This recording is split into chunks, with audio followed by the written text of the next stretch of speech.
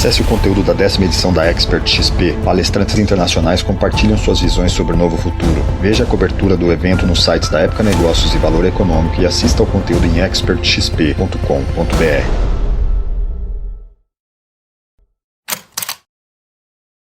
Ao meu secretariado, não temos o direito de errar. Nas ruas ouvimos, nos olhos do povo, nos corações e mentes, não nos decepcionem. Não vamos decepcionar o povo do estado do Rio de Janeiro. Uma nova forma de fazer política foi o discurso que embalou diferentes campanhas vitoriosas na eleição de 2018. Além do próprio presidente Jair Bolsonaro, o governador do Rio, Wilson Witzel, entre tantos outros, surfou nessa onda e logo no discurso de posse analisou as razões para o sucesso nas urnas. Ao longo do segundo turno, mais de uma dezena de outros partidos reconheceram a força de milhares de vozes que clamavam por uma alternativa em face de políticos marcados por prisões, erros e desrespeito ao voto popular. Um ano e meio depois, muita coisa mudou e os escândalos também bateram a porta da nova política. Tá chegando uma notícia agora importantíssima. Vamos direto ao Globocop porque a Polícia Federal está no Palácio Laranjeiras. A pandemia revelou suspeitas de irregularidades no uso do dinheiro para a compra de respiradores e outros insumos ligados à saúde em diferentes estados. Alguns deles governados pelos chamados outsiders, como é o caso do próprio Rio, de Santa Catarina e de Amazonas. Na esteira dos escândalos, a popularidade ruiu e o apoio dos deputados estaduais antes desprezados passou a fazer falta. Mas agora a gente muda de assunto aqui no Bom Dia para falar sobre a situação do impeachment do governador Carlos Moisés e também da vice Daniela Rainer, porque tem expectativa de novidades, principalmente quando a gente olha para a ALESC, nossa Assembleia Legislativa.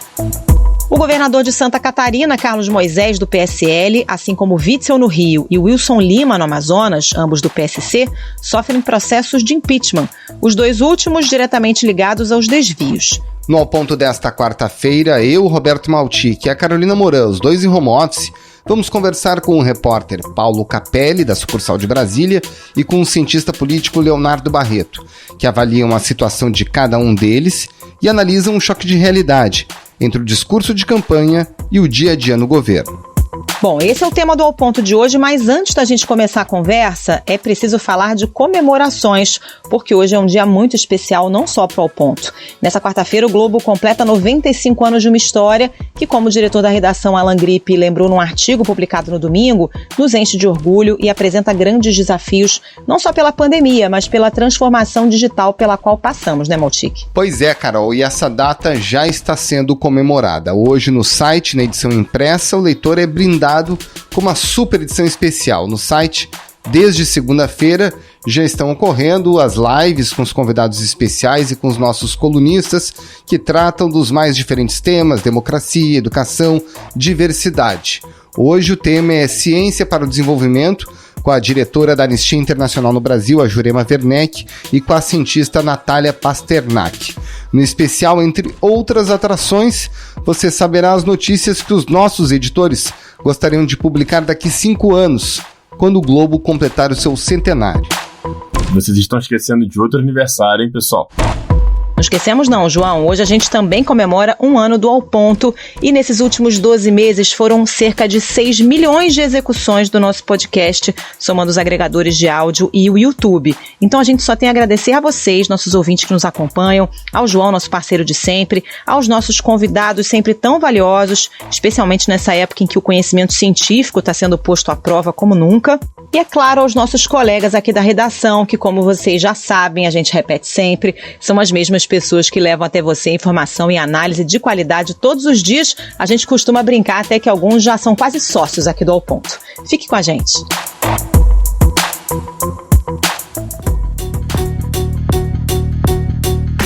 Paulo Capelli, a pandemia trouxe dissabores adicionais a 3 governadores eleitos com o discurso da nova política: Rio de Janeiro, Amazonas e Santa Catarina. Os 3 ficaram marcados por essas suspeitas de irregularidades com dinheiro da saúde. Nos 3 casos, São essas suspeitas que motivaram a abertura de processo de impeachment? A pandemia pegou as gestões desses 3 governadores, né, Wilson Witzel no Rio de Janeiro, Carlos Moisés em Santa Catarina e Wilson Lima no Amazonas. A aquisição de respiradores é contestada na gestão desses 3 governadores, né, por conta de suspeitas de superfaturamento, de descumprimento de normas para contratar essas empresas que forneceram respiradores. Wilson Witzel no Rio de Janeiro e Wilson Lima no Amazonas, ambos do PSC, Partido Social Cristão, respondem a processos de impeachment por conta disso. O Sindicato dos Médicos do Amazonas deu entrada em um pedido de impeachment do governador Wilson Lima. O pedido foi feito à presidência da Assembleia Legislativa do Estado. Já o Carlos Moisés, em Santa Catarina, a gestão dele também é contestada por conta da aquisição de respiradores. O Tribunal de Contas de Santa Catarina apura essa questão, mas o que deu início ao processo de impeachment dele foi dar aumento a procuradores sem que o projeto de lei fosse aprovado pela Assembleia Legislativa Catarinense. Ou seja, os 3 governadores enfrentam aí, né, questionamentos sobre a aquisição de respiradores na pandemia. 2 deles respondem a impeachment na Assembleia Legislativa e o Carlos Moisés, apesar de também ser questionado pela compra de respiradores, o processo contra ele na Assembleia Legislativa de Santa Catarina se dá por conta do aumento a procuradores, aí gerando uma despesa sem aprovação da Assembleia Legislativa.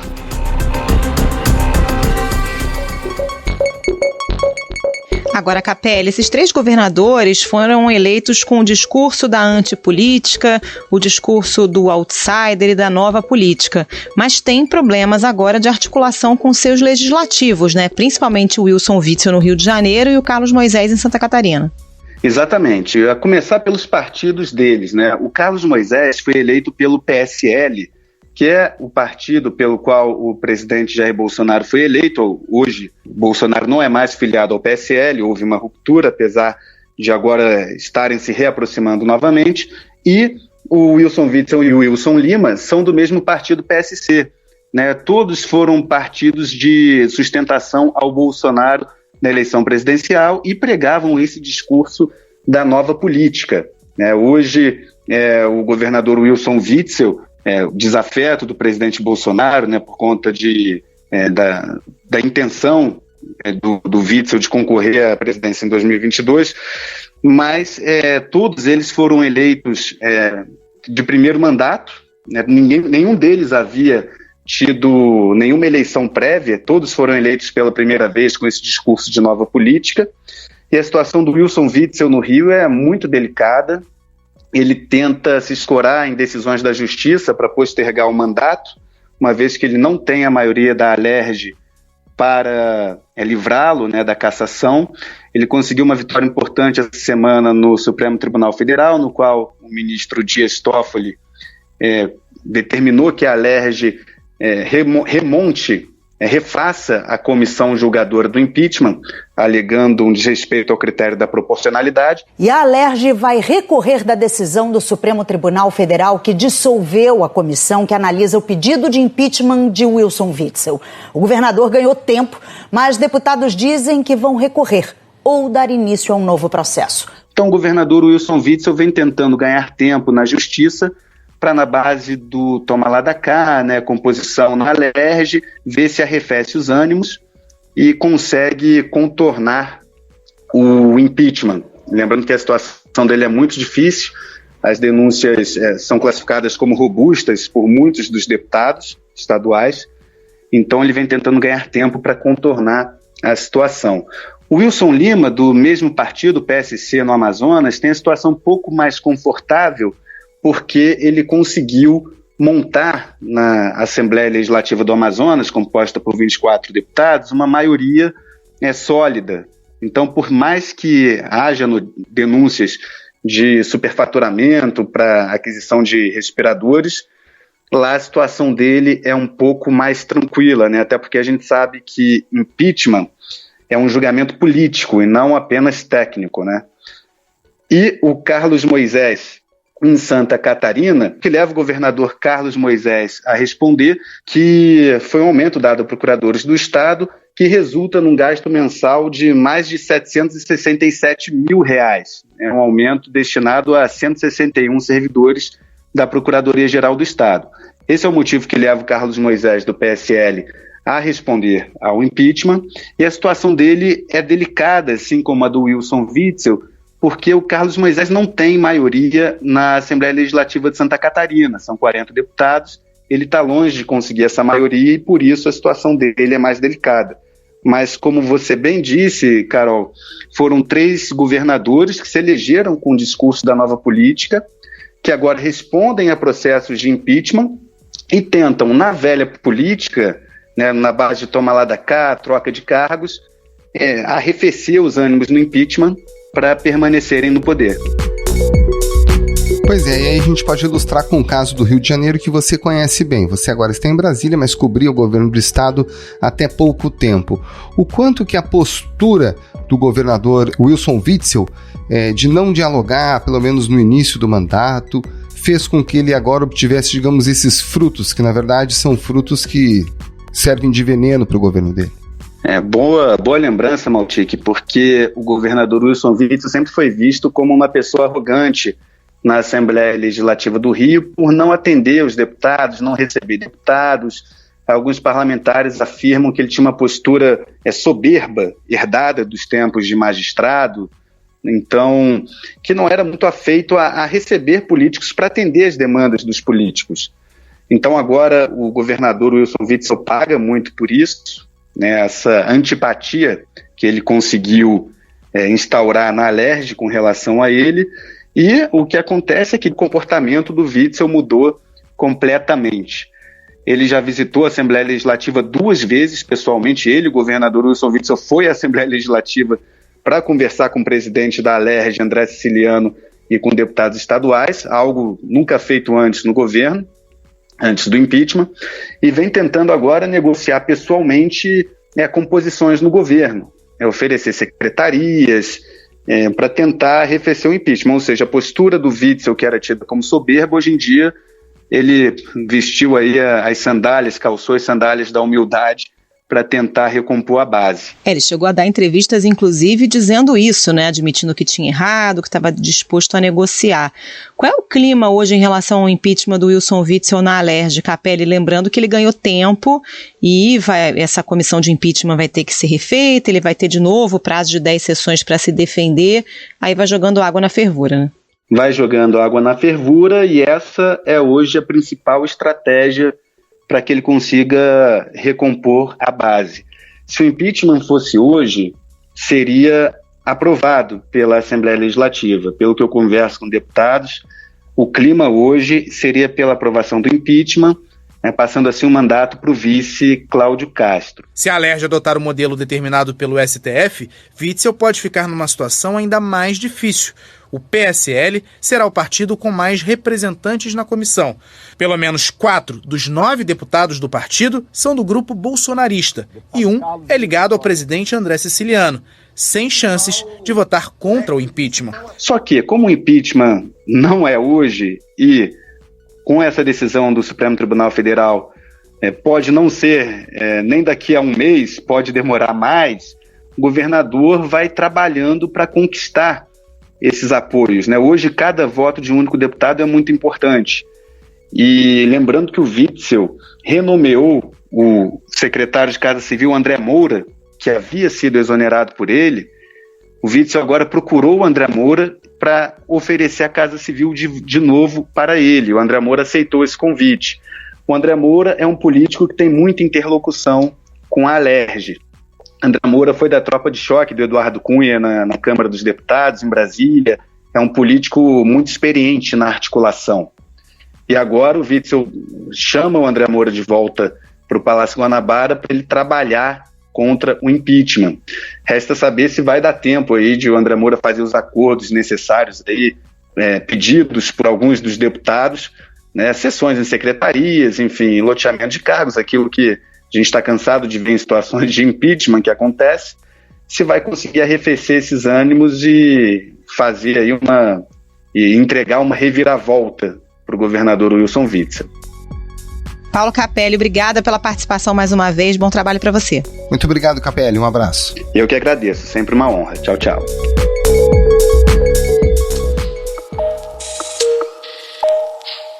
Professor Leonardo Barreto, temos aí 3 governadores ameaçados com processos de impeachment, os 3 eleitos com o discurso da nova política.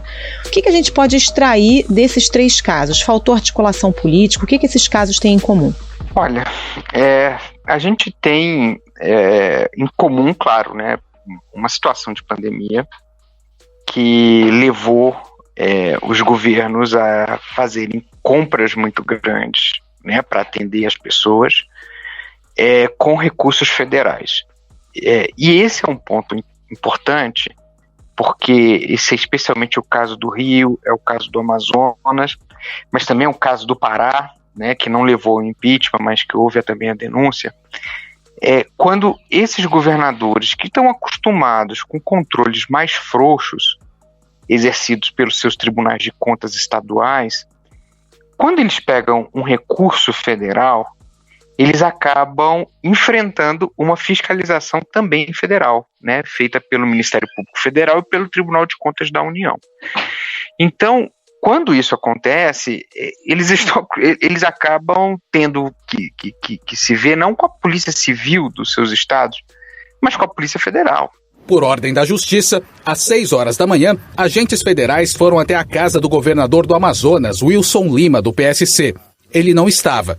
Foram apreendidos computadores, documentos e R$13 mil em dinheiro. E isso gera uma situação, né, especialmente no caso do Rio e no caso do Amazonas, que não estava no radar dos 2 governadores. No caso de Santa Catarina, a questão ela é mais política, né? Eu acho que no caso do Rio e do Amazonas, a gente está falando de uma questão mais policial, né? Agora, no caso de Santa Catarina, aí não. Aí é uma situação política onde o governador, levando a ferro e fogo, né, o discurso do apolítico, né, até contrário, né, daquela figura que é contrária ao processo político, deixou de construir laços com a comunidade política catarinense. E isso levou a uma situação de ingovernabilidade que acabou ocasionando esse processo de impeachment, né? Então, assim, é claro que faltou, tanto no caso do Amazonas quanto também no caso do Rio, um melhor relacionamento político, né? O próprio Witzel, no seu discurso de posse, ele disse assim: eu vou governar sem partidos e vou governar sem políticos. E esses governadores, eles estão aprendendo muito rapidamente que o mundo não nasce com eles, né? Ou seja, quando eles são eleitos, já existe toda uma estrutura política montada com a qual você tem que conversar. E atos de desafio, né, a essa estrutura política sempre acabam dando problema para o executivo, né, porque no Brasil os parlamentos têm mais força e têm capacidade de reagir a qualquer tentativa de governadores de estado de governarem sem a política, de governarem sem o parlamento. Agora, professor, o quanto que a popularidade desses governantes junto à sociedade pode, inclusive, fazer com que essa falta de articulação política tenha menos força na hora de uma decisão sobre um processo de impeachment? Se não houver também uma crise de popularidade, né, ou seja, se o governador ainda contar com o apoio da população, essa é uma saída que normalmente dá certo, né? O governador diz que aprendeu, assim como o próprio presidente Bolsonaro está fazendo também, né? Bota o pé no freio, faz uma composição, o instinto de sobrevivência apita e fala mais forte, né? O presidente Jair Bolsonaro decidiu recriar o Ministério das Comunicações e escolheu mais um nome do Centrão, o deputado Fábio Faria, do PSD. Então, assim, quando há popularidade, ainda há espaço para esse tipo de movimento. Agora, quando a popularidade do governador está no chão, aí a possibilidade de composição ela é mais remota, porque aí os deputados não querem também pagar o preço de impopularidade. Me parece que isso é bem o caso do Rio, né? Aliás, o Witzel ele fez uma coisa muito curiosa e até engraçada, que ele mandou o vice-governador negociar com os deputados estaduais a permanência do Witzel, né? O fim do processo de impeachment. Ele manda logo o principal interessado, né, no impeachment negociar para que ele não aconteça. Mas a fragilidade da popularidade do governador Witzel vai pesar muito contra ele. E aí eu acho que a composição é mais difícil. E no caso de Santa Catarina, aí sim, né, ali o governador está sendo acusado de ter dado um aumento para uma categoria de servidores sem ter passado pela Assembleia. A Assembleia está pedindo, curiosamente, né, não apenas o impeachment do governador, mas também o impeachment da vice. Lá você tem eleições diretas em qualquer que seja o tempo da reeleição do impeachment, e você tem as figuras mais proeminentes da Assembleia Estadual que estão querendo concorrer. Então assim, o impeachment de Santa Catarina parece que é o movimento mais político dos três, né? Assim, no sentido de haver uma reação do establishment, né, político ali, num ato de grande desafio. O governador não tentou fazer composição e também não conta com muito apoio popular. Então ali ele tem uma situação muito frágil que eu não sei se há espaço para composição.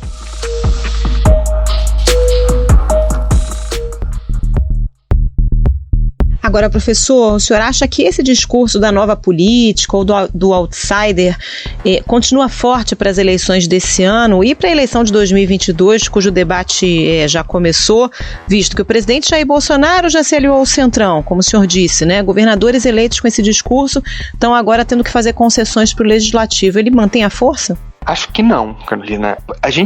Esse tipo de discurso, ele é um discurso cíclico, né? Ele vem de tempos em tempos, né? Então, por exemplo, depois da ditadura, você teve todo um ciclo de eleição de líderes civis que lutaram contra a ditadura, né? Esse ciclo ele se esgota muito rapidamente. E em 1989, por exemplo, Ulisses Guimarães não chega nem perto de ter chance na eleição para presidente, né?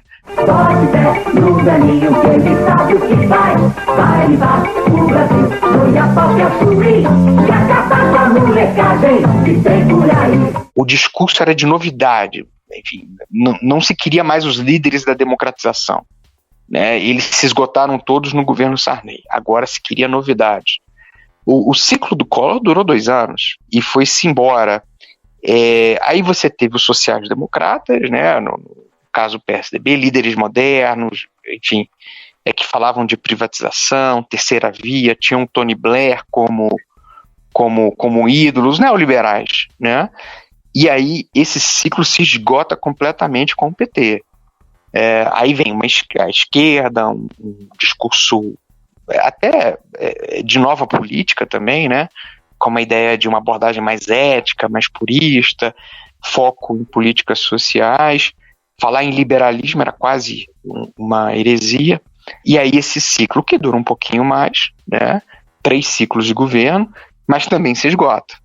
Também se esgota. Aí pronto, aí agora a gente volta para uma coisa mais Collor de novo, né? Uma coisa antipolítica, mas nesse caso aqui com uma relação um pouco militarista, né, que pega uma carona ali no Bolsonaro, uma aversão aos políticos tradicionais, mas que já se esgotou, a começar pelo próprio presidente da República, que foi procurar colo no Centrão, né, porque entendeu que a sua situação política, que já era frágil, ia ficar muito mais frágil depois da pandemia, com as pessoas morrendo, desempregadas, etc., e fez todo um trabalho de composição política e muito provavelmente, quando chegar 2022, vai ter que explicar, né? Olha, pessoal, eu falei que esse pessoal não prestava, mas não é por aí. Assim como o Lula teve que fazer também, né? Então eu acho que não, eu acho que essa ideia da nova política, ela foi embora, né? Eu acho que o discurso da próxima eleição, ele ainda não está montado, né? Talvez seja a de políticos técnicos, né? Talvez o Mandetta tenha essa figura, mas de todo modo, eu acho que, assim, da maneira como essa questão apareceu, eu acho que ela não reaparece, acho que ela já morreu. Professor Leonardo Barreto, muito obrigado pela sua participação aqui no Ao Ponto. Um abraço e um ótimo trabalho. Muito obrigada, professor. Um abraço. Eu que agradeço, Roberto e Carolina.